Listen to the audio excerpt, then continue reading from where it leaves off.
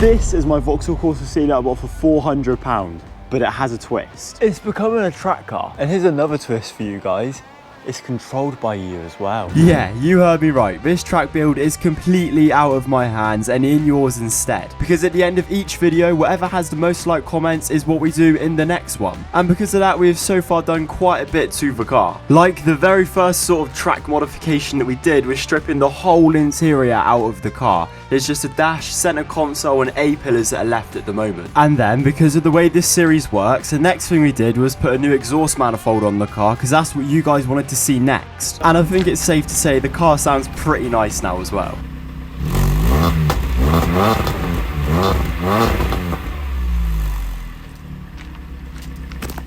I hope that was helpful. And then after the exhaust, we started fitting in parts for a bucket seat. So in the first part of that, we put in a bucket seat subframe and the brackets, and in the most recent video, we fit the bucket seat itself. And now as this car is so far from being track ready, I need you guys to get into the comments and comment what we should do next, and the one that has the most likes is what we'll do in the next video. So get down there, get commenting, but for now, let's see what we're doing this week. So what is it that we are doing this week? Well, obviously last week we put the bucket seat in the car, and I've actually taken it out at the moment because it's at work and I'm currently modifying the brackets and the base plate so that it will fit better than what it did, because it was a little bit rough. I didn't quite show you, but it wasn't fantastic. So when I finish doing that, I'll bring that back and we'll install that after, because what you guys did request this week was a brand new steering wheel, and we've pulled through with yet another OMP part. So let's get this out and get it on the car, shall we? But to fit this new steering wheel, we're gonna have to get a brand new adapter, obviously, because it's not gonna fit onto the column or the steering column in the car. So we've got this little box here from Momo, and that should do the trick. Well, whether this is the first video you guys are watching on my channel, or maybe the second, third, fourth, whatever it is, I greatly appreciate if you could go down there and hit that subscribe button. 2025 is a year that I'm going to try and work a lot harder on YouTube and produce better content for you guys. So if you could just reward me back by hitting that like and subscribe button, I really, really appreciate you. But anyway, steering wheel time. I don't know why I just became Jack Black all of a sudden. So in the previous video, I took off the steering wheel and the airbags. We had to measure the spline size so I could obviously order the correct adapter. Now I did that when it was quite dark outside. You couldn't really see what I was doing. So we're gonna do it again and actually explain it a bit better and show you what I'm doing this time, because well, if you're doing this yourself off this video, you might want to know what you're doing. Now, first we've got to take off the airbag, and there is, just if I bring this stalk down out of the way, there's a slot, oh, it's difficult to see, just there where my finger is. Exact same on this side, just underneath that stalk. If you undo, the bolts that are there and here, where my finger is over here, the airbag will come off, and then there's just one electrical connector. So let's get both bolts out and I'll show you exactly what I mean. On my steering wheel, these are T25 Torx heads, so just keep that in mind if you're gonna do this yourself. So that's both bolts taken out, but they actually won't come out. If you're doing this to your old Corsa, just know that the bolts will not come out, they'll just undo. Now the next thing that we can do is pop the airbag out. If your battery is charged, I would recommend disconnecting it. That's because you don't want this blowing up in your face, but as my battery is absolutely dead and every time I need to drive the car I have to jump start it, it shouldn't blow up in my face, but seems like I haven't undone the bolts enough. And there we go, just a little bit of loosening on the bolts again, and this literally just pulls straight up. And that electrical connector that I was on about is this little one just here. So what you want to do is pull this green bit up and out of the way, just like so, and then you can just literally pull this off of the airbag, like so. And that is your airbag fully disconnected. So that's a really easy job. Doesn't take much time at all. And as you can see now, we've got all of these electrical connectors, or electrical wires, should I say, and one connector down here, which you are going to want to disconnect. Just lift it up and pull. There we go. Because now what we're going to do is undo this big Torx bolt here. I think it was a T40, and then the steering wheel will just pull off. So it's really, really easy. Nothing daunting or scary, because to be honest, when I did this last week for the first time, I was actually like pooping my pants because I was, oh my God, I'm taking the steering wheel off. But it's literally nothing to be like worried about. It's so easy. Just remember to disconnect that battery. Let's get this bolt out. It's a T50. We literally just got to undo it and it'll just come straight off the steering column. If doing this yourself, just keep in mind that this bolt could be seized depending on the age of your car. That's the little stubby bolt out, and let me show you how easy it is now to take the steering wheel off. Making sure to pop both the electrical connectors through as well. Just like that. Really straightforward. It's nothing to be getting worked up about or like scared to do. Such an easy job. Now we need to put this new steering wheel and new base on. Now another tip that I will give you is literally what I did myself. If you're going to do your own thing like this where you change your steering wheel, you might want to measure this. This is what the spline is, and it's just got a load of serrated teeth on it, as you can kind of see. It's quite difficult for the camera to pick up, but basically there's loads of teeth that go around.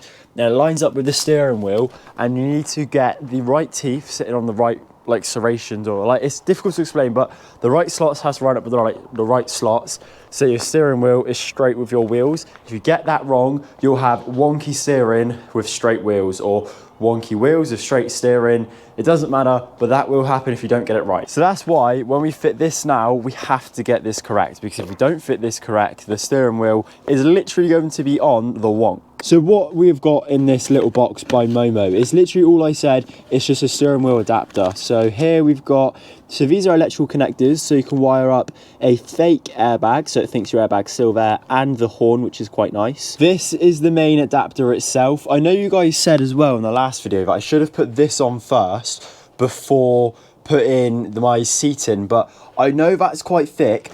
The steering wheel I've got is a flat steering wheel. It's not got any depth, so I don't think the steering wheel is going to be sticking out much further than what it was before, which is quite nice. Here we've got a little Allen key and some bolts to hold on the steering wheel, and then this like metal spacer plate by the looks of it. So that is literally, yeah, that's all we've got in here. So this should be quite straightforward to get on, because it's just going to line up on the spline here, and then the steering wheel is just going to sit on top of that. So it's really easy. This is like such a straightforward job, but I've said it now, I've jinxed it, haven't I? Let's just do it and see what happens. So by the looks of it, we've got to get these two electrical connectors through this big hole at the top of the adapter. That shouldn't be too difficult. They should just slide in, and they do. And with that, we can literally, well, I've already done it, push the adapter over the spline on the car. The next thing to do is just to drop that humongous bolt wherever it was, or this short stubby bolt. This one right here. All we need to do now is just do this bolt up inside of the adapter, and the adapter's on. I then torqued this bolt up to 15 Newton meters, which was recommended by Momo. So if you're doing this yourself, make sure to check first before doing it up. And now finally, to top it all off, the steering wheel itself. Whoa, wow, look at that. Here is our new steering wheel. Like, oh my. That looks so nice. So this is the OMP Trecento steering wheel. Apparently Trecento is like an era in Italy about art or something, I don't know. This steering wheel comes in 3 different sorts of finishes. There's a leather one, a different type of leather, and this one, which is a suede Alcantara one. Oh my. Oh, whoa. Oh my, does that feel nice. And also, as I mentioned in the last episode, this steering wheel was quite big. It was like blocking my knees, and it was 375mm diameter, and our new one is 300, which you can see is so much smaller on like a side-to-side comparison.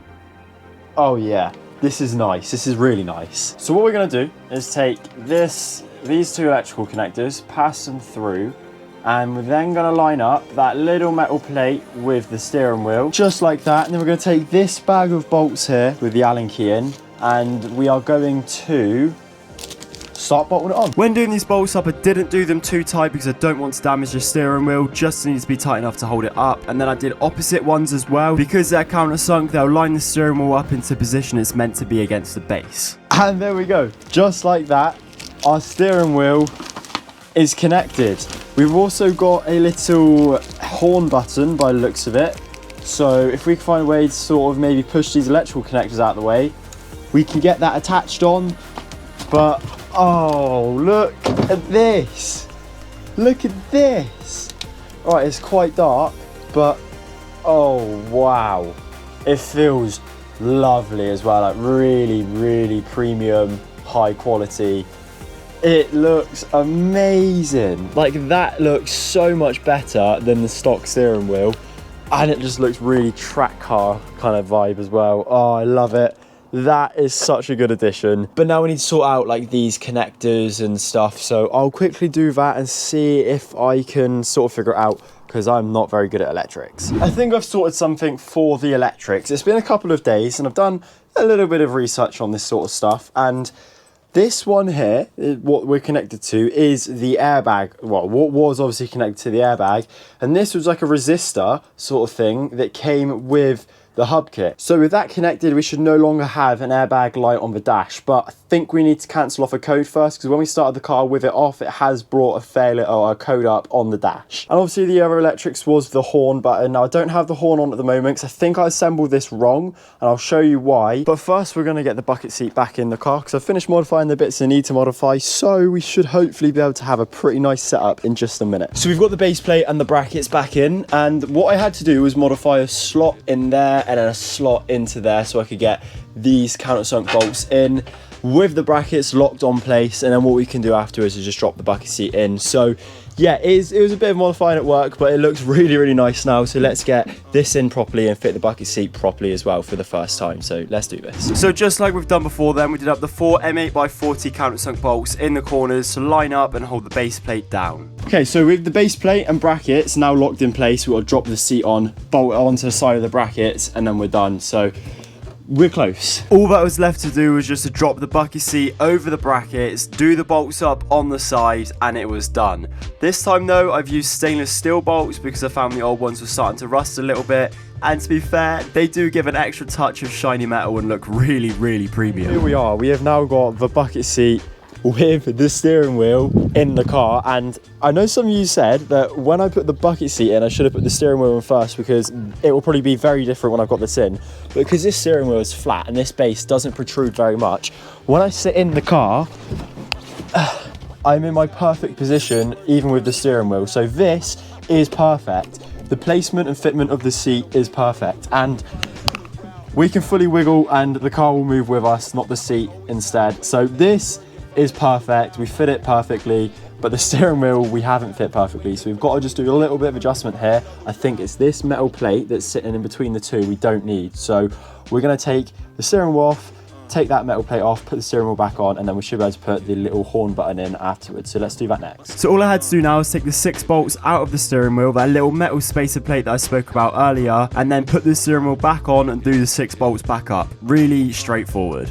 So that's the steering wheel now installed without that metal bracket behind it, and I should be able to push the horn button on now, but we're going to have to wire that up correctly first. So obviously, as I mentioned earlier, the airbag one is all connected and that's hooked up fine, but obviously this one here, which was the other electrical connections, we need to hook the horn up to this one. So this is the horn button right here.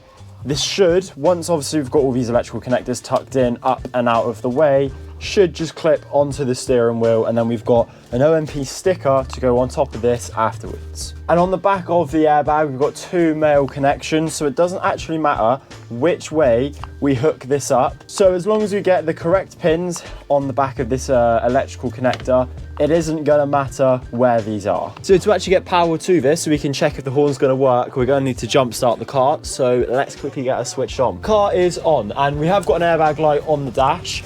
So maybe we have wired this in the wrong way. I'm actually not sure.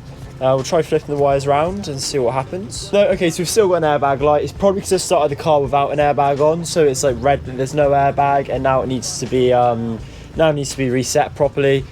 So yeah, I think I'm gonna have to get my code reader on the car and reset that. But anyway, let's hook the horn up. Now I'm gonna try and find a ground, which I think is this one right here. Push it in there. Then we'll push this red one in here as well. We press the horn button. It worked. There we go. Right, so that's perfect. We've got the horn working. Now, I think if these 2 metal pins were to touch, yeah, so the horn goes on. So what we need to do is we need to put some electrical cable, or what's it called? Insulation tape, that's the word, around these connectors so they can't short out all the time. And then we'll have a working horn button. So yeah, that was quite easy. Let's just fix that up quickly. Okay, so both are now connected with a bit of insulation tape, and the horn works. Perfect. So what we can now do is push this with these cables into this bit here, and hopefully we can get it all to fit. OMP designed these kits very well because that horn button just slotted in very nicely on the steering wheel. The horn is now connected up and works. Perfect. All we need to do now is just put the little sticker on it, and there we go. With the sticker on, that is our steering wheel fully fit. Oh my lord, that looks cool. Oh, that looks really, really nice. I am so happy with this. And the bucket seat is starting to look really racy in here now. We can call it a track. It's not quite a track car yet, but it's definitely a track. Nearly focused car. This is so nice, man. Look at this, the Alcantara suede. Man, it feels really premium. And yeah, that's not coming off. That is really firmly fixed on. I'm so happy with this. Like, this is really nice. Leave a comment down below of what we should do next, because whatever the most liked comment is what we will do to my track car, Corsa, whatever you want to call it. And this is quickly becoming my favorite series on this channel. But anyway, let me just give you guys some quick B-roll footage of the setup in here now. It looks phenomenal.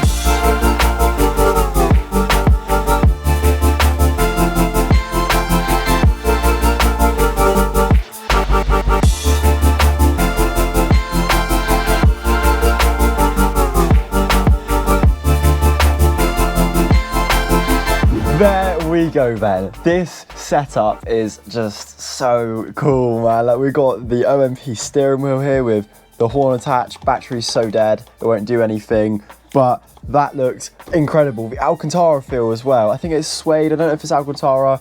I'm pretty sure it's suede. Then I've got the leather bit here at the top, and it's proper OMP, because I did read a comment a few months ago where someone said, do not get a cheap one because they're really bad quality and they all just bend. But this feels like really strong, and like, oh, it feels amazing. It like really does feel nice to hold.